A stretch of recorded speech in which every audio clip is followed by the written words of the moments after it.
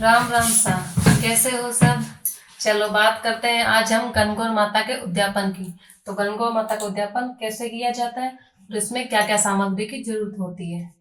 तो गणगौर माता का जब भी हम उद्यापन करते हैं तो हमें ये कोशिश करनी चाहिए कि हम 16 या 17 श्रृंगार का सामान जरूर दें। और जैसी आपकी इच्छा हो, जैसी आपकी क्षमता, उसी के अनुसार हमें हमेशा दान या जो भी करना चाहिए। तो आप आज मैं आपको अच्छे से बताने वाली हूँ कि आप कम पैसों में कैसे अच्छी तरीके से श्रृंगार का सामान गणगौर माता के लिए दे सकते हैं।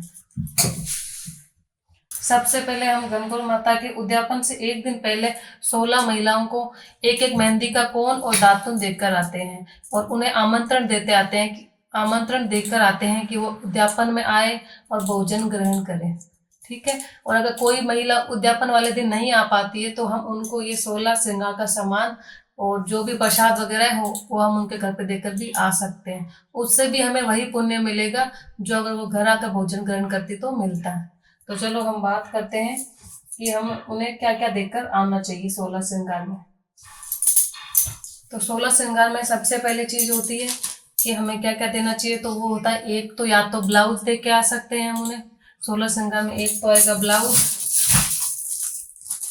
सुहा के पेटा में ब्लाउज रख सकते हैं या फिर हम साड़ी रख सकते हैं।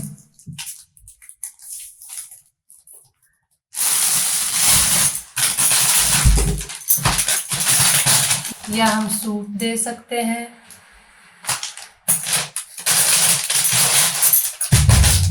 जैसे श्रृंगार के सामान में हम देते हैं ब्लाउज। जैसी भी आप क्षमता हो उसके अनुसार आप दे सकते हो, चाहे साड़ी दो, चाहे सूट दो, चाहे ब्लाउज दो, लेकिन कोशिश करें कि ऐसा दें कि अगला आदमी यूज कर सके। ठीक है।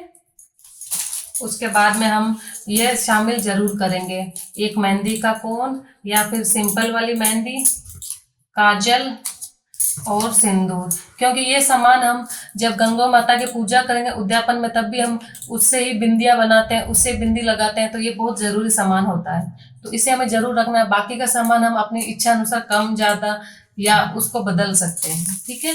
और उसके अलावा हमें एक ये भी जरूरी होता है कि हम कांच और कंघा भी जरूर से रखें। ये बहुत जरूरी सामान होते हैं। उसके अलावा हम कुछ भी फेरबदल कर सकते हैं। जैसे कि मैंने इसमें ये 5 रुपए या 10 रुपए वाली फेस क्रीम रखी है, तो आप इसकी जगह शैम्पू या किसी का पाउच भी रख सकते हो, या ऐसा लोशन या कुछ वो भी रख सकते हो। उसके अलावा मैंने रखी है लिपस्टिक।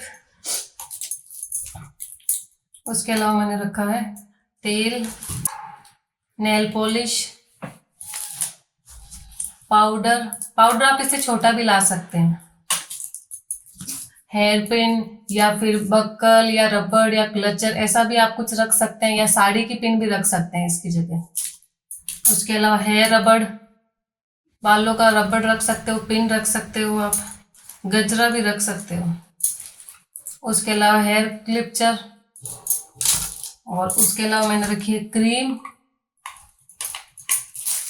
ये जी मेरा हो चुका है 16 श्रृंगार का पूरा सामान। इसी प्रकार हम 16 महिलाओं को देंगे। ठीक है। चलो, इसके अलावा हमें ये ध्यान रखना है कि जब हम 16 महिलाओं को दे रहे हैं 16 श्रृंगार का सामान, तो साथ साथ हमें गणगौर माता और ईश्वर जी को भी कुछ सामान देना चाहिए। तो वो मैं अब आपको बताती हूँ। तो हम गणगौर माता को देंगे एक तो साड़ी या सूट कुछ भी दे सकते हो आप, जो पहनने लायक होना चाहिए। अच्छा, अगर ये नहीं दे पा रहे हैं तो आप ब्लाउज पीस भी दे सकते हैं इसकी जगह। उसके साथ हम देंगे 16 श्रृंगार का सामान। जैसा हमने तैयार किया था वैसा सामान भी दे सकते हैं हम 16 श्रृंगार का।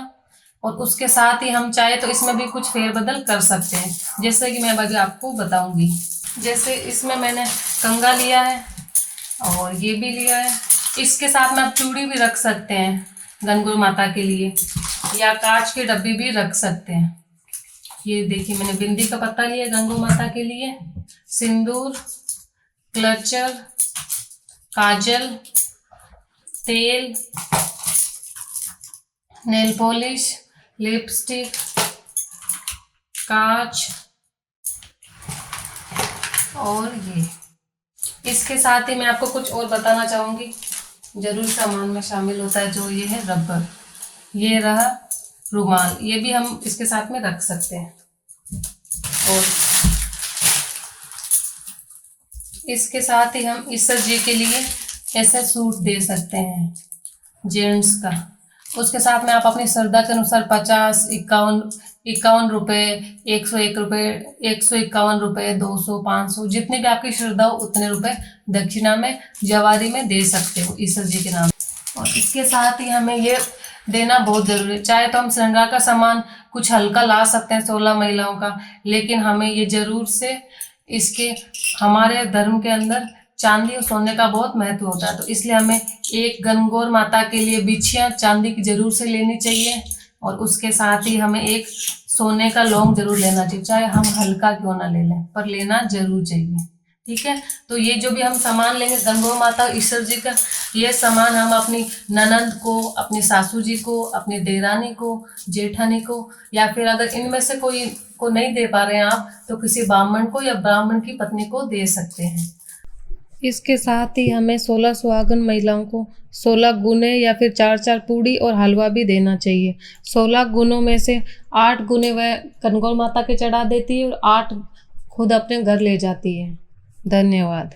चैनल को सब्सक्राइब नहीं किया है तो जल्द से जल्द सब्सक्राइब करें, वीडियो को लाइक करें और एक प्यारा सा कमेंट जरूर छोड़ें। गणगौर माता आपकी हर इच्छा पूरी करे। राधे राधे।